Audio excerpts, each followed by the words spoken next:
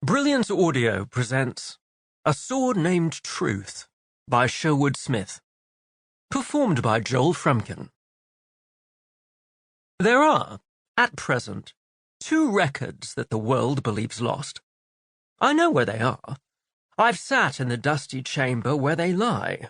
My only company spiders spinning cobwebs into spectral lace over the years I was in and out reading both.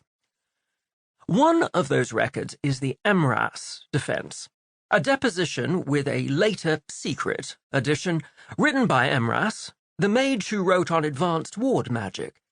The first version, without the addition, was surrendered to the Sartorian Mage Guild and buried so deeply in the archives that it requires several levels of inquisition to be permitted to see it.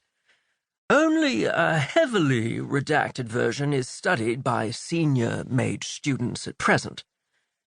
The other record predates Emras's confession by 400 years, written by the man who went down in history as Fox, captain of the ship named Death, who sailed under the banner of the damned.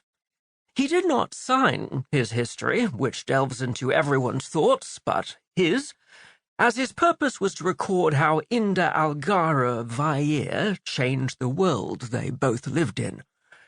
I'm taking him as my model in writing the history of the disparate group later called the Young Allies.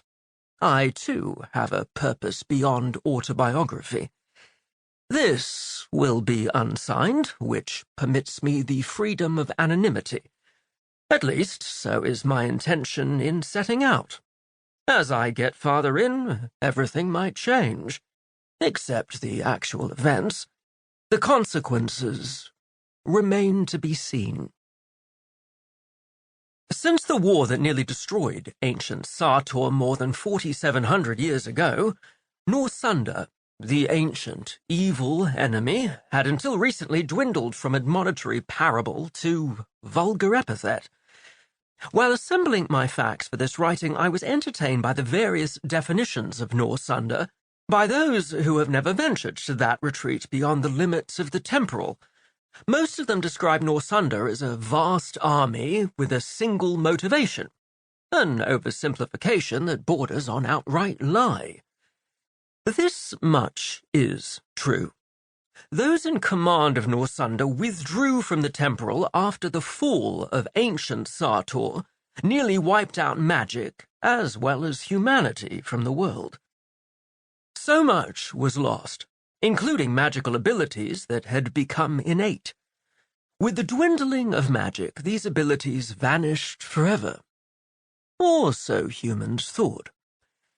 But recently it's become evident that these abilities were only dormant, as magic slowly manifested in the world again before Norsunder was aware or ready, this being the disadvantage of existing outside of time.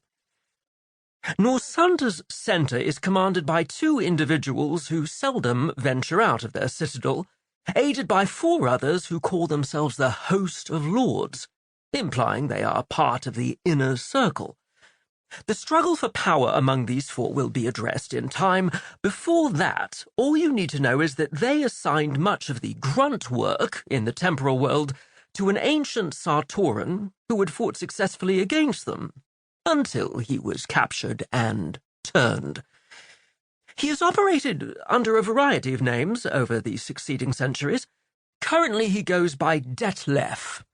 Under Detlef, and straining against that short chain of command, is his nephew Siamus, who had been 12 years old when he was seized and used as the bait to entrap Detlef in those terrible days at the very end of the fall, bringing us to the year 4735, when a new voice was heard in the mental realm for the first time in over 4,000 years. It meant that one of the skills thought lost forever, Dana Yarisbeth, unity of three, cohering body, mind, and spirit in ways impossible to humans after the fall, was emerging again. For his first assignment, Siamus was sent to track down the child and secure the source of that voice. Now, on the threshold of manhood,